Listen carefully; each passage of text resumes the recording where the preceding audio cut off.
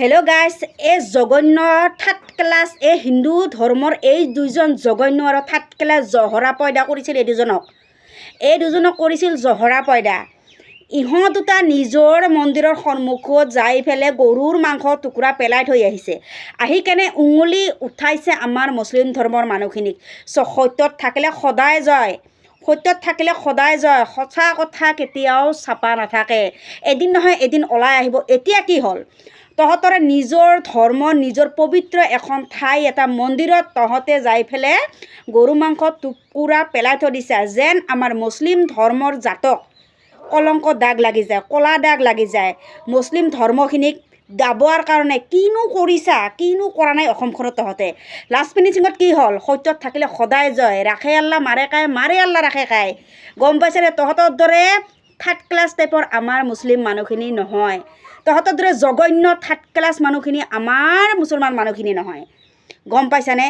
যিমানে যি নহওক, আমাৰো আশে পাশে হিন্দু ধৰ্মৰ মানুহ আছে। আমি সৰুৰ পৰা সিহঁতৰ লগত ডাঙৰ দীঘল হৈছোঁ, একে ক্লাছতে পঢ়ছোঁ। বৰ্তমানো সিহঁতৰ লগত আমি উঠা বহা কৰোঁ। আজিলৈকে কোনো দিন ঠোঁটে আৰু মুখে কেতিয়াও আমি লগা নাই।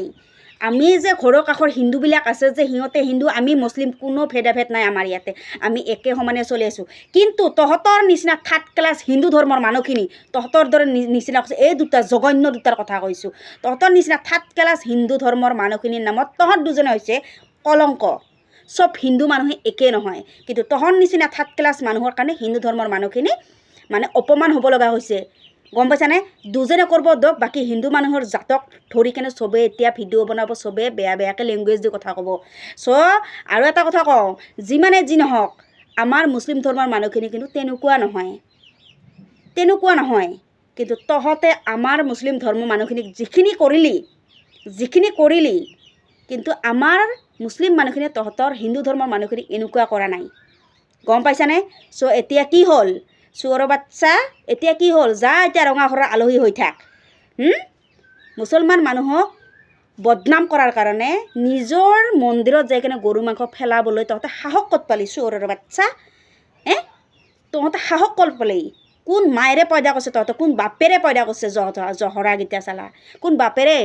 কুত্তাৰ বাচ্চা চালা মাদাৰ চত, কোন বাপেৰে তহঁতক জহৰা পয়দা কৰিছে? নিজৰ মন্দিৰত যিটো পবিত্ৰ বস্তু তহঁতে সেইটোত তহঁতে পূজা কৰা, সেই বস্তুখিনি তহঁতে কেনেকৈ পেলাব পাৰিলে গৰুৰ মাংস? আৰু তহঁতে চোৰৰ বাচ্চা আমাৰ মুছলিম ধৰ্মক কথা কোৱা, একেবাৰে ৰান এনেকৈ ফালি দিব লাগে তহঁতক। থাৰ্ড ক্লাছ টাইপৰ ল'ৰা, কোন মায়েৰে পয়দা কৰিছোঁ তহঁতক চালা? চুট মাৰা নাহাত।